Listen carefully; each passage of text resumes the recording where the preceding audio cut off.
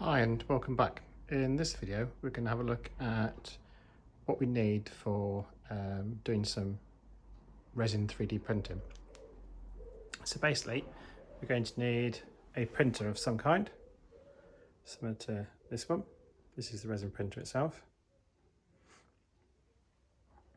We're also going to need some way of cleaning and curing the resin prints once they come out the printer. So this one here with the yellow top on is a wash and cure station.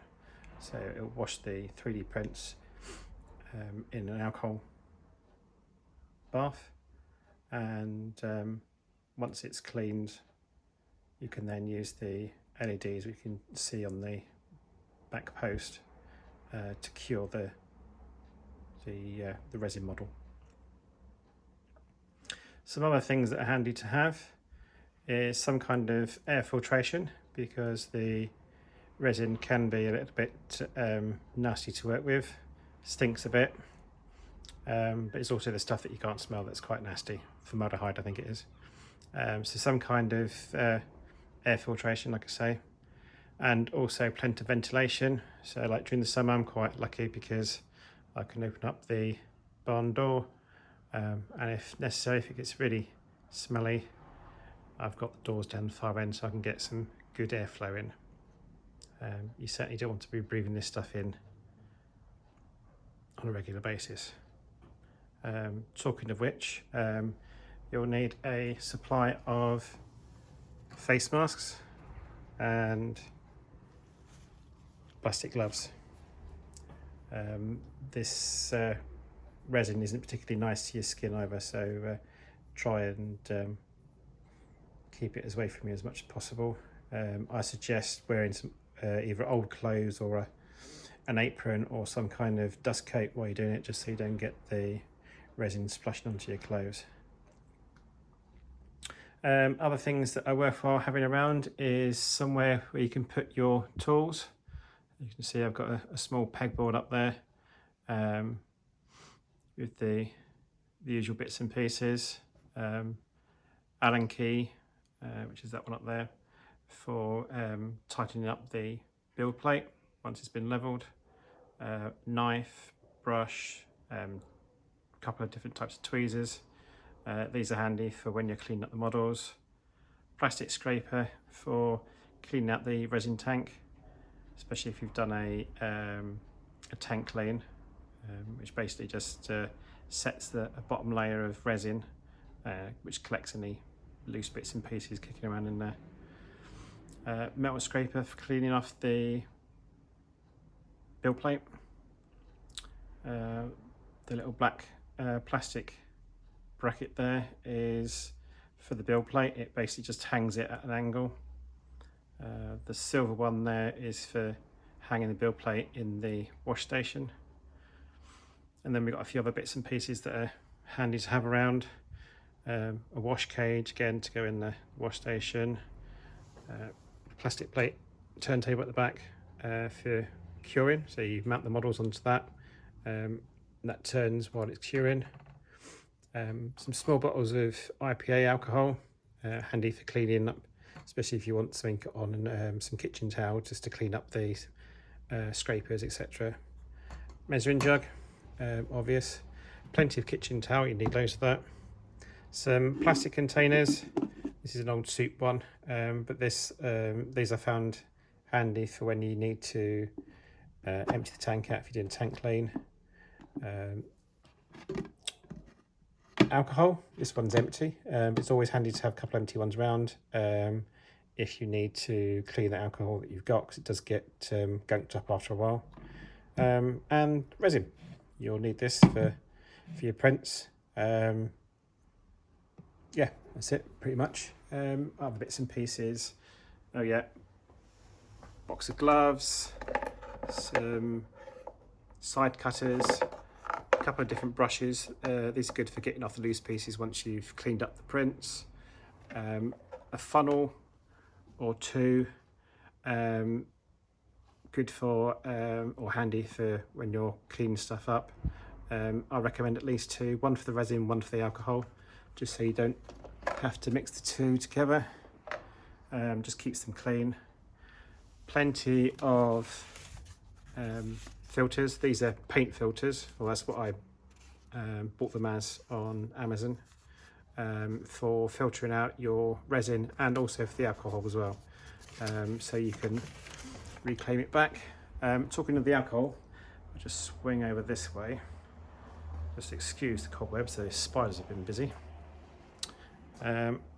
Basically, these tubs here have basically got gloop in them from, this is the stuff out of the alcohol tank. Basically what I've done is I've left this out in the sun to cure it out, and then what you can do, the runny stuff that's left, you can then filter that off and reclaim some of your alcohol so you don't waste so much. It's handy to have a couple of containers like this, just so you can basically store it as you're trying to filter it out, because it does take a little while for the alcohol to separate, especially when it gets down to this sort of level. And again, spare alcohol bottle that I'm using to recycle the alcohol out of those two. And again, you can see the filter and the funnel in there for that. With this, it does get gunked up after a while, if you see that very well, which makes the filtering slower and slower as time goes by, hence why you need a load of these. But I think the 100 that I bought on Amazon and the funnel cost about 12 quid, so they're not hugely expensive. What else? You're going to need plenty of old rags, come in handy just in case you have a resin spill, as well as the kitchen towel. Somewhere where you can put the supports and any tank clean sheets that you've exposed. Basically this one I did today, it's still not been exposed yet, it's still gloopy. It's got some resin on there, so when it's sunny outside, I'll stick that outside and that'll just cure off. Shouldn't take too long, and then once that's done it can go in the bin.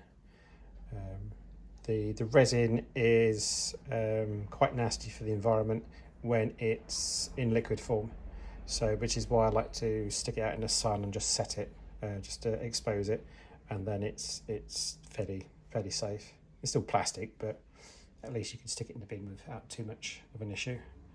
What else? I think something else is quite handy. Hairdryer.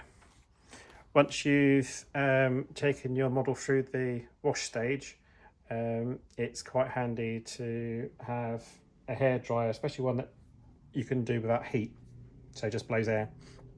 It just helps the alcohol evaporate off a bit quicker.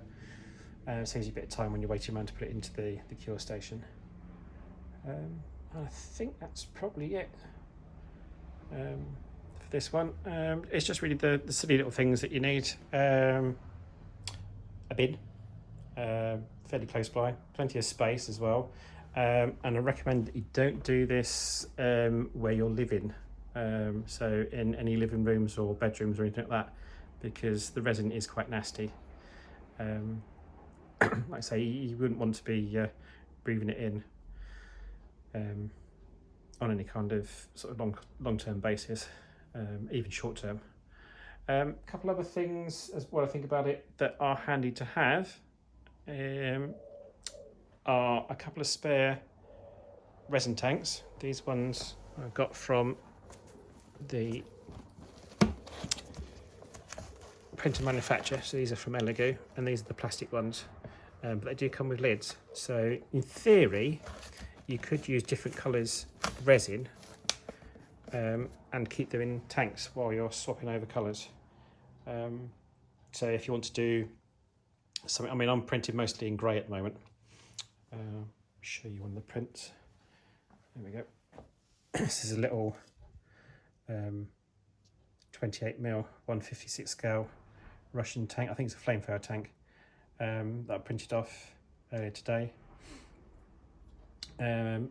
All the stuff done so far is been in the standard grey resin, but if you want to use some of the different colours or even some of the transparent or gem coloured resins, then having a couple of tanks like those could prove useful.